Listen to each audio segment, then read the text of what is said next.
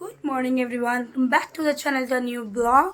গলার অবস্থা খুবই খারাপ, মানে বিভৎস ঠান্ডা লেগে আছে যাকে বলে। বাড়িতে তো বকাবকি করছে, রীতিমতো বলছে যে বিয়ের আগে ঠিক কর, এরকম গলা ফলার অবস্থা, ঠান্ডা লেগে গেছে। তো যাই হোক, কিছু এখন বাজে 12টা। তো টিফিন খেয়ে দিয়ে একটু কাজ ছিল, কাজ করলাম। তো এখন দেখছি বিয়ে বাড়িতে লাইট লাগাতে চলে এসছে। ফিল লাইক বিয়ে বাড়ি ভাইবস। দেখো গাইস,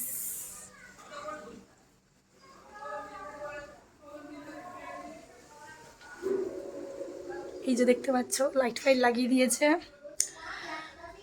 তো তবেই তো একটু মনে হবে বিয়ে বাড়ি। সকাল থেকে ভাই অনেক গান ফান বাজিয়েছে। এখন মায়ের রান্না বান্না চলছে। এই যে মা এখন রান্না করছে। মা আজকে কি রান্না হবে গো?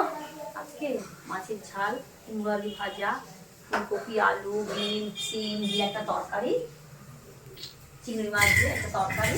আর মোটামুটি হচ্ছে যে আমি মাকে বলে দিয়েছি যে আমি যেগুলো খেতে ভালোবাসি সেগুলো তুমি করে আমাকে খাইয়ে দেবে, ঠিক আছে? কারণ আমি টক খেতে ভীষণ ভালোবাসি। আর আমার এই দেখতেই পাচ্ছ তোমরা, আমি নাক ফুটিয়েছি।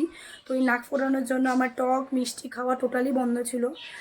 তো মোটামুটি 15-20 দিন হতে যায় আমি নাকটা ফুটিয়ে ফেলেছি। তো এবারে হচ্ছে যে আমি টকটা খুব ভালো করে খেয়ে নেবো। কারণ আমি কারণ টক খেতে আমি সত্যি করে ভীষণ ভালোবাসি। তো এই জন্য মাকে বলেছি যে মা, আমার এই সপ্তাহের মধ্যে আর 6 দিন বাকি আছে আমার বিয়ে।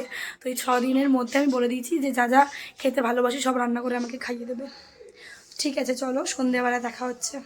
এই যে বাইরে থেকে লাইট লাগানো হয়ে গেছে, পুরো বাড়িটাই লাইট লাগিয়েছে, দারুণ লাগছিল। যখন লাইট জ্বলবে তোমাদের একবার দেখাবো। তারপর সন্ধেবেলা মাকে নিয়ে স্মার্ট পয়েন্টে গেছিলাম, মায়ের টুকিটাকি জিনিস কেনার ছিল। তারপর ওখান থেকে সিধা খুব রোল খেতে ইচ্ছে করছিল, একটা এগ চিকেন রোল পার্সেল করে বাড়ি চলে এলাম।